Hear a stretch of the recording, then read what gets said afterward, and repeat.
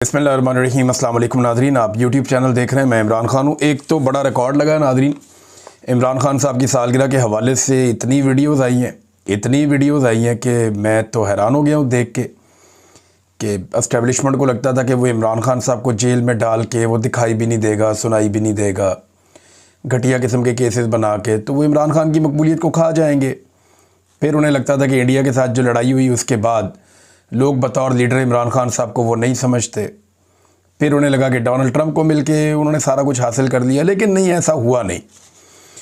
अब सिर्फ पंजाब के अंदर से जो इतलात आ रही हैं, और ये बाकायदा डाटा मैं आपको ज़बानी नहीं बता रहा, ये वीडियोज़ मौजूद हैं, इनमें को 1500 से ज़ायद मकामात पर पंजाब में सिर्फ इमरान खान साहब की सालगिरह के केक काटे गए हैं और पूरी दुनिया के अंदर भी काटे गए हैं। पाकिस्तान तहरीक इंसाफ के लोगों ने या इमरान खान साहब के चाहने वालों ने काटे हैं। लोगों ने पौधे भी लगाए इमरान खान साहब के लिए, क्योंकि इमरान खान साहब का ये हमेशा से विज़न है कि पौधे लगाए जाएं, ज़्यादा से ज़्यादा हरियाली की जाए पाकिस्तान में। तो ये एक रिकॉर्ड है। और पाकिस्तान में सबसे ज़्यादा जो केक काटे गए हैं वो पंजाब में काटे गए हैं। हालांकि खैबर पख्तूनख्वा में हुकूमत है पाकिस्तान तहरीक इंसाफ की, लेकिन उससे ज़्यादा केक पंजाब में काटे गए। इमरान खान को सबसे ज़्यादा वोट भी पंजाब में पड़े। इमरान खान की सबसे तगड़ी और मजबूत हुकूमत भी पंजाब में बनी है। लेकिन पंजाब में क्योंकि एस्टेब्लिशमेंट ने यह फैसला कर लिया था कि नवाज शरीफ की बेटी को टिकटॉकर बनाना है, टिकटॉकर वज़ीर आला बनाना है, तो उन्होंने बना दिया। अब उसका नतीजा हम भुगत रहे हैं कि नफ़रत के अलावा कुछ नहीं है और अवाम शदीद नफ़रत करती चली जा रही है। और यहाँ फ़ोटोगर्दी हो रही है पूरे पंजाब के अंदर। फ़ोटोगर्दी मतलब कि लोग चाहते ही नहीं हैं और लोगों को दहशत ज़दा करने के लिए हर तरफ टिकटॉकर्स की फ़ोटोज़ लगाई जाती हैं। तो फ़ोटोगर्दी पंजाब के अंदर जारी है। इमरान खान साहब के ख़िलाफ़ हुकूमत ने एक नया काम करने का फ़ैसला कर लिया है और एस्टेब्लिशमेंट ने इसके लिए पूरी एक मनसूबाबंदी की है। आइंदा चंद महीनों तक ये इमरान खान साहब की कैद को कंट्रोल कर पाएंगे। इस मनसूबाबंदी के बाद मनसूबे के तहत रोज़ाना की बुनियाद पर इमरान खान साहब के केस अब सुने जाएंगे और फिर फ़ैसला महफूज कर लिया जाएगा अगले चंद दिनों में। फिर महफूज फ़ैसला सुनाकर इमरान खान साहब को ज़्यादा इम्कानात ये हैं कि तोशाखाना 2 में सज़ा दे दी जाएगी और उसके बाद एक आधी समात होगी और अलकादर में इमरान खान साहब को ज़मानत मिल जाएगी। लेकिन इमरान खान साहब फिर फंस जाएंगे तोशाखाना 2 में और इमरान खान साहब के वकला तोशाखाना 2 की ज़मानत के पीछे भागेंगे और एक लंबा अरसा फिर इंतज़ार होगा। तो अगले चंद महीने मैनेज करने का एस्टेब्लिशमेंट ने, हुकूमत ने, पूरे निज़ाम ने बंदोबस्त कर लिया है। इमरान खान साहब की मुलाकातें मैं आपको बता देता हूँ कि वो बंद हैं। मुलाकातें उनकी जो होती थी वो नहीं हो रही। ये सिर्फ तोशाखाना 2 का जो केस चलता है, क्योंकि मजबूरी है, केस तो चलाना है, उसके जो ड्यू प्रोसेस हैं वो तो मुकम्मल करने हैं। तो तोशाखाना 2 का जो केस चलता है अदालत के अंदर, इमरान खान साहब की मुलाकातें बंद हैं। ये सिर्फ वहाँ पे इमरान खान साहब की बात बाहर आती है, वरना जो फैमिली से मुलाकातें हैं, पार्टी से मुलाकातें हैं, अचकज़ई से मिलना चाहते हैं, बड़ा लंबा अरसा हो गया नहीं मिल पा रहे, अल्लामा राजा नासिर अब्बास साहब से नहीं मिल पा रहे।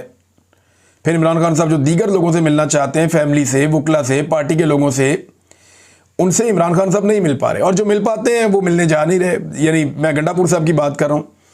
इमरान खान साहब ने कहा हुआ मुझे मिलने आओ, ये मिलने नहीं जाते।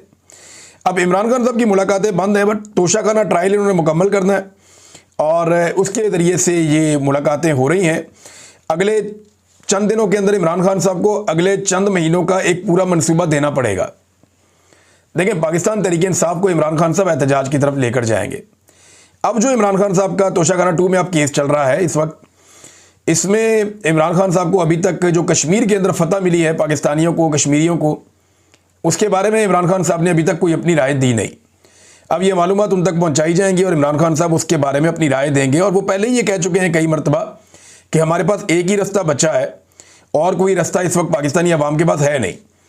पार्लियामेंट जाली बना के बिठा दी है, अदलिया को पूरी तरह कंट्रोल कर दिया, अपनी मर्ज़ी के बंदे लाकर बिठा दिए और जो इंसाफ पसंद जजेस हैं उनको दीवार के साथ लगा दिया। लिहाजा इंसाफ मिलने की कौम को कोई तवक्को नहीं है। एक ही रास्ता है कि सड़कों के ऊपर आकर वो इंसाफ मांगे और इस निज़ाम से और एस्टेब्लिशमेंट से ब्लैकमेल होना बंद कर दें। अब यही एक रास्ता है। इसके ऊपर इमरान खान साहब क्या मौक़िफ़ देते हैं ये तो आपको पता चल जाएगा अभी। और दूसरा ये है कि इमरान खान साहब आने वाले दिनों के लिए कुछ एहतजाज की कॉल्स दे सकते हैं। ये कॉल अक्टूबर में भी हो सकती है और बहुत मुमकिन है सारी दुनिया के अंदर भी इमरान खान साहब कॉल दें। आसिम मुनीर साहब की एक्सटेंशन के खिलाफ भी हो सकता है, कोई कंपेन लॉन्च हो जाए पाकिस्तान तहरीक इंसाफ की जानिब से, ओवरसीज़ पाकिस्तानियों की जानिब से, या इमरान खान साहब इसके ऊपर कोई हार्ड एंड फास्ट मौक़िफ़ ले लें। नाज़रीन, 24 या 26 नवंबर की कॉल भी इमरान खान साहब की जानिब से दी जा सकती है और ये बड़ी तगड़ी कॉल हो सकती है, क्योंकि 26 नवंबर को इस्लामाबाद में एक कत्लेआम हुआ था। स्नाइपर राइफल्स के ज़रिए से इस्लामाबाद डी चौक के नज़दीक छतों पे बैठे हुए स्नाइपर्स ने, जो सिक्योरिटी फोर्सेस से उनका ताल्लुक था, उन्होंने चुन चुन के लोगों को गोलियां मारी थी और कई लोगों को गोलियां लगी थी। कुछ लोग शहीद हो गए थे, बहुत सारे लोग ज़ख्मी हो गए थे। गंडापुर साहब निकल लिए थे और पाकिस्तान तहरीक इंसाफ के बाकी लोग भी निकल लिए थे। जो लीडरशिप थी, आवाम अपनी मदद आपके तहत अस्पतालों में जा रही थी और अस्पतालों से लोगों को उठा उठा कर गिरफ्तार किया जा रहा था। लगभग 4-5 हज़ार बंदा वहाँ से गिरफ्तार भी कर लिया गया था। उसके बाद भी गिरफ्तारियों का सिलसिला जारी रहा था। तो ये एक बड़ा जुल्म और जबर का एक माहौल बनाया गया था। 26 नवंबर 2000, ये 24 से शुरू हो गया था, 24, 25, 26 और 27 तक तकरीबन ये चला था। बड़ा जुल्म किया गया था पाकिस्तानियों के ऊपर। इमरान खान साहब इस दिन के हवाले से भी एक कॉल दे सकते हैं। तो अभी ये देखते हैं कि इमरान खान साहब क्या कॉल देते हैं, किस नौयत की कॉल देते हैं और उसका रद्द-ए-अमल और रिएक्शन क्या आता है। नाज़रीन, डोनाल्ड ट्रंप से जिस किस्म की उम्मीदें और खुशियाँ मिल रही थी पाकिस्तान की मिलिट्री एस्टेब्लिशमेंट को और वज़ीर-ए-आज़म को, जो ट्रंप ने पाकिस्तानी फील्ड मार्शल और वज़ीर-ए-आज़म की तारीफ़ों का एक तांता बांधा हुआ था और बार बार तारीफ़ करते थे हर जगह पे, उसको एक ब्रेक लग गई है। और गुज़िश्ता चंद जो डोनाल्ड ट्रंप की जानिब से चीज़ें आई हैं, उनमें फील्ड मार्शल और वज़ीर-ए-आज़म पाकिस्तान का नाम नहीं है। उन्होंने बाकियों का नाम भी लिया किसी जगह पे, लेकिन इनका जिस तरीके से शद और मद के साथ तस्करा किया जाता था, वो तस्करा अब नहीं हो रहा। इसकी वजह क्या है? देखें, एक तो इसहाक डार का जो असेंबली में दिया हुआ बयान है, वो गले पड़ गया है एस्टेब्लिशमेंट के और हुकूमत के। अब डोनाल्ड ट्रंप को ये वहाँ जाके राज़ी करके आए, उसके साथ कोई और बातें करके आए, यहाँ पाकिस्तान आकर इन्होंने कोई और बातें कर दी। और अब डोनाल्ड ट्रंप की जो हालिया स्टेटमेंट्स हैं, उनके अंदर कुछ थोड़ा सा मुझे फ़र्क नज़र आया। हो सकता है आने वाले वक्त में वापस ठीक हो जाए मामला। लेकिन देखें, अमरीकी दौरे के बाद इनका एतमाद आसमान के साथ लग गया था और उसी जोम में उन्होंने कौमी असम्बली का इजलास बुला लिया था। हुआ क्या था? ये कौमी असम्बली का इजलास अगर ये समझदार होते तो बुलाते ही ना, ये मीडिया खेलते। मीडिया पे इनका पूरा कंट्रोल है। कौमी असम्बली में लाजमी बात है अपोजिशन ने आना था। असद कैसर ने वहाँ तकरीर की, कुछ और लोगों ने बातचीत की, तो मामला कहाँ से कहाँ चला गया। तो इन्होंने जोम के अंदर के इनका एतमाद आसमान के साथ लग गया डोनाल्ड ट्रंप को मिलने के बाद। ये खुद को भी कोई बड़ी बला समझना शुरू हो गए थे। तो इन्होंने कौमी असम्बली का इजलास बुलवा लिया और पार्लियामान के अंदर वो कुछ हो गया जो ये सोच भी नहीं सकते थे। अब इनके पूरे वक्त का आगाज़ कैसे हुआ? देखें, इन्होंने दौरा तो ठीक किया, ये यहाँ से गए सऊदी अरब, वहाँ पे इन्होंने दिफाई मुआहदा किया। उसके बाद ये यूरोप चले गए, यूरोप के बाद ये बरतानिया चले गए, वहाँ से ये अमेरिका चले गए। बरतानिया में भी ओवरसीज़ पाकिस्तानियों को बुला के इन्होंने कोई अपना गेम किया।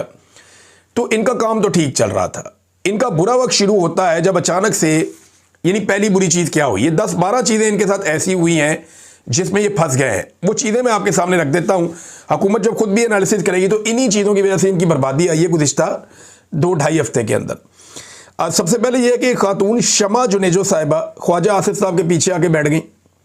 पहला रोला वहाँ से पड़ा। हालांकि ये खातून बिल्कुल एक इंडिपेंडेंट खातून है, उनका पूरा हक है कि वो जो चाहे अपनी राय दें, उनकी ये राय है और उनकी राय से आप इख्तलाफ कर सकते हैं। लेकिन वो ये कहती हैं कि इसराइल को पाकिस्तान को तस्लीम करना चाहिए। अब ये खातून जब ख्वाजा आसिफ के पीछे बैठी तो वहाँ से पहला काम ख़राब हुआ कि ये मुकदमा कोई और लड़ने गए हैं, खातून पीछे कोई और बैठी हुई हैं। दूसरा, 2 वफाकी वज़रा आपस में लड़ पड़े अमेरिका में, क्योंकि एक को लगता था कि मेरी बदनामी के पीछे दूसरा शामिल है और दूसरे को लगता था मेरे पे गलत इल्ज़ाम लगा रहा है। तो उनकी जो झगड़ा रिपोर्ट हुआ, ख़ास तौर पे उसे शहजाद अकबर साहब ने खबर ब्रेक की थी और अमेरिका से हमारे 1-2 दोस्त हैं, उन्होंने ब्रेक की थी। तो ये 2 वफाकी वज़रा का जो झगड़ा हुआ अमेरिका में, ये दूसरा प्रॉब्लम हो गया इनके लिए। तीसरा ये हुआ कि ख्वाजा आसिफ का मेहदी हसन को इंटरव्यू, ये इंटरव्यू उन्हें बड़ा महंगा पड़ गया। वो हलवा समझ के गए थे। मेहदी हसन ने उनको 2 ऐसे जो उन्होंने धोबी पटके लगाए हैं ख्वाजा आसिफ को समझ ही कुछ नहीं आ रही थी। वो बौंतरे हुए थे, ऐसा लग रहा था कोई आदमी पानी में डूब रहा है और गोते खा रहा है। ख्वाजा आसिफ को होश आती थी तो अगला सवाल उनके सामने पड़ा होता था और वो फिर शक्ल देखते रहते थे, गुमसुम हो गए थे। बेड़े ही गड़क कर दिया पकड़ के ख्वाजा आसिफ का मेहदी हसन ने। तो ये इंटरव्यू इन्हें बहुत महंगा पड़ा। फिर चौथा ये हुआ कि ट्रंप के मुआहदे के नुकात सामने आना शुरू हो गए बाद में, जब ये उनके साथ मिल मिला के आ गए। अब मुआहदे के नुकात जब सामने आना शुरू हो गए तो पाकिस्तान में रोला बढ़ गया। लेकिन शहबाज शरीफ साहब ने बगैर उन नुकात को पढ़े, ट्रंप ने जो चीज़ें तय कर दी थी इसराइल के साथ, उनको बगैर पढ़े उन पर लब्बैक कह दिया और ट्रंप की खुशामद शुरू कर दी। ये 5वीं चीज़ इनके लिए ये गलत साबित हुई। छठा ये हुआ कि ट्रंप ने खुलकर सारे हकायक बताना शुरू कर दिए। बाद में ये भी बता दिया कि ये पहले दिन से मेरे साथ खड़े हैं। ये भी बता दिया कि दस्तखत भी हो चुके हैं अब ये इनके लिए बड़ा प्रॉब्लमेटिक था, ट्रंप ने तो इनको दीवार के साथ लगा दिया। अब वजारत खारजा, वजारत दिफा, वजारत कानून और दीगर तमाम ने शमा जुनेजो साहिबा को डिसोन कर दिया। ये भी इसी बीच में हो गया। 8वें नंबर पे ये हुआ कि आर्मी चीफ की एक तस्वीर आ गई मार्केट में, जिसमें वो मादनियात डोनाल्ड ट्रंप की खिदमत में पेश कर रहे हैं। अब ये तस्वीर आई तो मामला और बिगड़ गया। इसी तस्वीर के ऊपर वो एमएल वली खान साहब ने तबसरा किया ना कि दुकानदार की तरह, ताजर की तरह अपनी मादनियत ले जाके मैं बड़ा अच्छा माल लेकर आया हूं, तो आर्मी चीफ ये बेचे तो ये जेब नहीं देता, नामुनासिब है, तस्वीर नहीं आनी चाहिए थी, अगर देना भी था तो तस्वीर नहीं आनी चाहिए थी। तो वो उसकी वजह से अब, क्योंकि देखें एमएल वली खान साहब को इजाज़त तो है कि आप एस्टेब्लिशमेंट पे तनकीद कर लिया करें ताकि एंटी एस्टेब्लिशमेंट होने का आपका तासुर रहे और पाकिस्तान तरीके इंसाफ की जगह पे आप खैबर पख्तूनख्वा में स्पेस हासिल कर सकें, लेकिन इस लेवल पे जाने की इजाज़त नहीं है।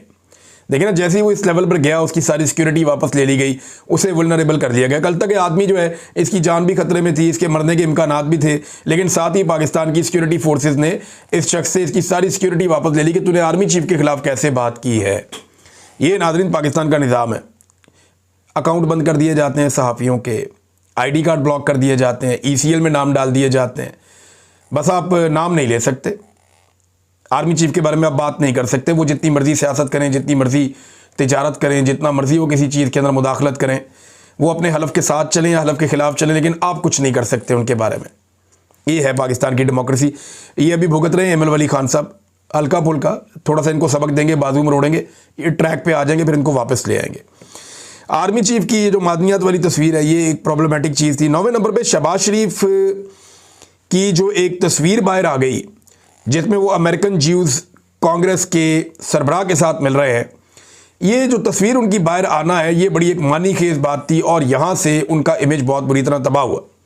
अब इन सारे मामलात को कंट्रोल करने के लिए इसाक डार साहब आ गए मैदान में और उन्होंने पार्लियामेंट में आकर ये कह दिया कि ये तो मायदा ही नहीं है जो डोनाल्ड ट्रंप के साथ हमारा तय पाया। तो उन्होंने डोनाल्ड ट्रंप को झूठा और धोखेबाज करार दे दिया पार्लियामेंट में खड़े होकर। और उसी पार्लियामेंट के अंदर जब नेतन्याहू के खिलाफ कोई बात हो रही थी, असद कैसर साहब कर रहे थे, तो उस बात को म्यूट कर दिया गया, सेंसर कर दिया गया, कट कर दिया गया। ये जो कुछ हुआ, इससे तासुर बहुत खराब हो गया हुकूमत का। और फिर डार साहब को बड़ा तगड़ा स्टेटमेंट बाद में देना पड़ा कि जनाब डोनाल्ड ट्रंप के साथ जो चीज़ें तय हुई थी ये वो नहीं है।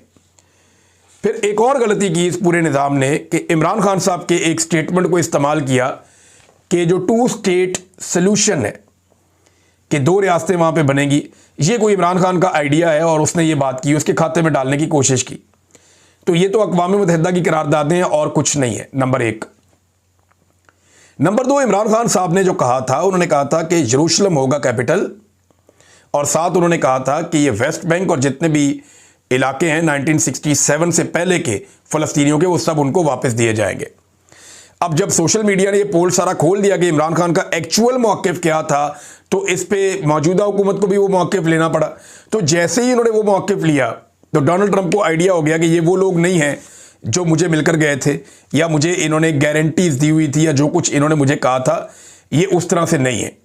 तो ये है नाज़रीन वो सारी चीज़ें जिन्होंने इनकी नाकामियों की एक दास्तान है गुज़िश्ता 2-3 हफ्ते में जो इनको मार पड़ी है। एक और हकीकत है नाज़रीन, अब वो ये है कि इस वक्त अमेरिका जो भी कर रहा है ना, ये मसला फ़लस्तीन का कोई देर पा हल नहीं है। ये एक दूसरी तरह की खाना जंगी के अंदर इस खित्ते को लपेट रहे हैं। यानी एक और मलेशिया जिसके बारे में मैंने आपको बताया कि पिछले वीलॉग में आपको बता रहा था कि पॉपुलर फोर्सेस के नाम से एक और मलेशिया वहाँ पे मौजूद है और उसके सरबराह को बहुत सपोर्ट किया जा रहा है। अमेरिका और इसराइल दोनों उसे सपोर्ट कर रहे हैं और कल को ये वहाँ पे एक खाना जंगी लगा दी जाएगी। यानी हमास और इस जैसी और तंजीमें और ये तंजीमें आपस में लड़ रही होंगी और जितना ये आपस में लड़ेंगे इनका फोकस यरूशलेम से हट जाएगा, अल कुदस से इनका फोकस हट जाएगा, इसराइल से इनका फोकस हट जाएगा। ये आपस में खाना जंगी की कैफियत बनेगी जिसे कंट्रोल करने के लिए एक इस्लामिक फ़ोर्स जो है उसकी ज़रूरत थी और ये फ़ोर्स अब हामी भर ली गई है और ये फ़ोर्स जा भी सकती है आने वाले दिनों में। तो ये अंदरूनी लड़ाई की तरफ मामला जाता हुआ नजर आ रहा है। नाज़रीन एक और चीज़ है जो पसनी वाली खबर थी कि गवादर के नज़दीक पसनी में अमेरिका को एक ऑफ़र की गई है बंदरगाह आसिम मुनीर के मुशीरों की जानिब से और ये बंदरगाह वहाँ पे आके इस्तेमाल करेंगे अमेरिकन्स अब इस बारे में एक सिक्योरिटी ज़राए से कोई खबर आई है, सिक्योरिटी वाले खुद तो नहीं कह रहे, ना ISPR ने इसके ऊपर कोई वजाहत दी है, क्योंकि आर्मी चीफ का डायरेक्ट नाम लिया गया है बैनुल-अक़वामी अखबार के अंदर, लेकिन अभी तक वहाँ से कोई वजाहत नहीं आई। बहरहाल सिक्योरिटी ज़राए के हवाले से खबर आती है तो हम आपको आइडिया है कौन देता है वो, कि पाकिस्तान की जानिब से पसनी पोर्ट का कोई पेशकश ऐसी नहीं की गई और ये सरकारी नौइयत पे नहीं है, ये प्राइवेट गुफ्त शुनीद है और महज इब्तदाई नौइयत की कारोबारी गुफ्त शुनीद है। ये सरकारी इकदाम नहीं है और ना ही पाकिस्तान की रियासती पॉलिसी की नुमाइंदगी करते हैं। अच्छा, इस पर ना रद्द-ए-अमल बड़ा खौफनाक आया। देखें ना, साथ ही 70 नॉटिकल माइल पे चाइना बैठा हुआ, उसके साथ ईरान है और ईरान के साथ आप जानते हैं और चाइना के साथ अमेरिका का बड़ा खौफनाक फड्डा है। इमरान खान साहब ने माजी में ऐसी एक कोशिश को नाकाम बनाया था। अगर ये कर लेते हैं तो देखें, इस पर अल्लामा राजा नासिर अब्बास साहब का भी स्टेटमेंट आया, कुछ और लोगों का स्टेटमेंट आया। लोग इस पर तशवीश का इजहार कर रहे हैं कि पाकिस्तान अपने एक रीजन को एक आलमी जंग के लिए एक सर जंग का हिस्सा क्यों बना रहा है, इसका हमें नुकसान होगा और चाइना हमसे नाराज़ होगा। हमारा हमसाया जो है वो ईरान एक ब्रदर इस्लामी मुल्क है, उसके लिए मुश्किलात पैदा कर देंगे। तो इसकी ना तस्दीक की गई है ना ही तरदीद की गई है। ये कह रहे हैं कि जी पसनी का तसव्वुर जो गवादर पोर्ट का के अलावा जो पसनी पोर्ट का जो एक तसव्वुर है वो ये है कि निजी और गैर सरकारी है और सीनियर अमरीकी ओहदेदार से तस्दीक मांगी गई और लेकिन उन्होंने तस्दीक तो कोई नहीं की, ना अमेरिका ने की है ना पाकिस्तान ने की है, तरदीद भी कोई नहीं आई। वो कह रहे हैं जी ये हो ज़रूर रहा है लेकिन निजी नौइयत की चीज़ें हैं, ये कोई सरकारी नौइयत की नहीं है। लेकिन देखिए, अगर बंदरगाह कहीं पे कोई बनती है या कोई सिस्टम बनता है तो वो सरकार ही करेगी तो होगा, सरकार की मर्ज़ी के बगैर तो हो नहीं सकता, क्योंकि वहाँ पे पूरा पोर्ट एंड शिपिंग का एक पूरा डिपार्टमेंट आता है, बैठता है, वो काम करता है। इसके बगैर तो ये हो नहीं सकता। नाज़रीन, IMF को धोखा देकर जो अदादो शुमार का चक्कर दिया गया है, 11 अरब डॉलर्स जो है वो कम दिखाए गए हैं पाकिस्तान की इंपोर्ट्स के। अब ये पाकिस्तान को बड़ा नुकसान होगा, मुमकिन है पाकिस्तान को जुर्माना भी हो जाए। इसहाक डार की हरकतों की वजह से माजी में भी पाकिस्तान को जुर्माना हो चुका है। मुबैना तौर पे 25 मिलियन डॉलर्स का जुर्माना पाकिस्तान पहले भी पेश कर चुका है और पाकिस्तान को पहले ही देना पड़ा है जुर्माना, और वजह तब भी इसहाक डार साहब थे। आजकल भी वो नायब वज़ीर आज़म हैं, तो उनके दौर के अंदर जो ये फजिंग होती है, फिगर फजिंग, ये एक नॉर्मल चीज़ है। वो इकॉनमी को ट्विस्ट करके चीज़ों को इधर का इधर लिख के वो 2 नंबरी करते हैं, फिगर के साथ खेलते हैं। यानी महंगाई ज़्यादा होगी तो वो कह देंगे जी कम लिख दो, चलो इसको इतना लिख दो। वो अगर इंपोर्ट्स ज़्यादा हो रही हैं तो कहीं इसको कम करके दिखा दें ज़रा थोड़ा सा। तो पाकिस्तान सिंगल विंडो को भी इस्तेमाल किया गया है। अफसोस की बात यह है नाज़रीन, जमात इस्लामी के अमीर ने एक ट्वीट भी किया और एक जमात इस्लामी ने मिलियन मार्च किया और उस पर हाफिज़ नईमुर-रहमान साहब ने कहा मिलियन मार्च के हवाले से कि एक ही रियासत है फ़लस्तीन, यानी 2 रियासती तसव्वुर नहीं होना चाहिए। हमास अमन फार्मूले की हमायत करो, दूसरा उनका मुतालबा है। गज़ा में नस्ल कुशी बंद करो, ये भी उनका मुतालबा है। मिस्टर ट्रंप इसराइल को लगाम दो, ये भी उनका मुतालबा है। लेकिन किसी जगह पे भी मुझे ऐसा लगता है कि शायद ये जेलस हैं मुश्ताक अहमद साहब से, क्योंकि उनके बारे में इन्होंने पहले भी नाम नहीं लिया और उनके बारे में अभी भी बात नहीं कर रहे और कोई जलसे के अंदर भी उनके बारे में बात नहीं की, ना अपने ट्विटर के अंदर उनके बारे में लिखा। होना तो ये चाहिए था कि जो जमात इस्लामी का जलसा था उसमें बहुत बड़ी तादाद में लोग सेनेटर मुश्ताक की तस्वीरें उठाकर आते, उन्हें खराज तहसीन पेश करते, स्टेज के ऊपर उनकी तस्वीर लगाई होती और इस ट्वीट में और अपनी तकरीर में सेनेटर मुश्ताक के लिए आवाज़ उठाती जमात इस्लामी और ये मुतालबा करती कि उन्हें पाकिस्तान वापस लाया जाए। लेकिन जमात इस्लामी क्योंकि एस्टेब्लिशमेंट के साथ हमेशा अच्छे मुरासिम रखती है तो वो इस तरह की चीज़ें जो एस्टेब्लिशमेंट के लिए मुश्किलात पैदा करें उनसे गुरेज करती है। हुकूमत ने बहरहाल यकीन दहानी करवाई है कि महफूज हैं और खैरियत से हैं सेनेटर मुश्ताक, लेकिन इससे ज़्यादा हुकूमत अभी तक कुछ नहीं बता पा रही कि उनकी वापसी के लिए क्या किया जाएगा। 200 से कम लोग अभी तक रिहा किए इसराइल ने अब तक की इत्तला के मुताबिक, जब मैं ये वीडियो रिकॉर्ड कर रहा हूँ, जबकि 450 से ज़ायद लोगों को इसराइल ने हिरासत में लिया था कश्तियों समेत। अब जिन्हें रिहा किया गया है उनकी तादाद कम है, उनकी तादाद बताई जा रही है 200 से कम है, यानी 30 एक दोबारा आए हैं, पहले कुछ छूटे हैं। तो उम्मीद करते हैं कि बाकी जितने लोग भी इसराइल की हिरासत में हैं वो जल्दी छूट जाएंगे और अपने अपने घरों को आ जाएंगे, और जो गज़ा के अंदर फ़लस्तीनी मुश्किलात का शिकार हैं वो उनको अमन नसीब हो जाएगा लंबे अरसे के बाद, देर पा अमन, और वहाँ खाना जंगी के बजाय कोई बेहतर फार्मूला इस्तेमाल किया जाएगा। अब तक के लिए इतना ही, अपना ख्याल रखिएगा, अपने इस चैनल का भी। अल्लाह हाफ़िज़।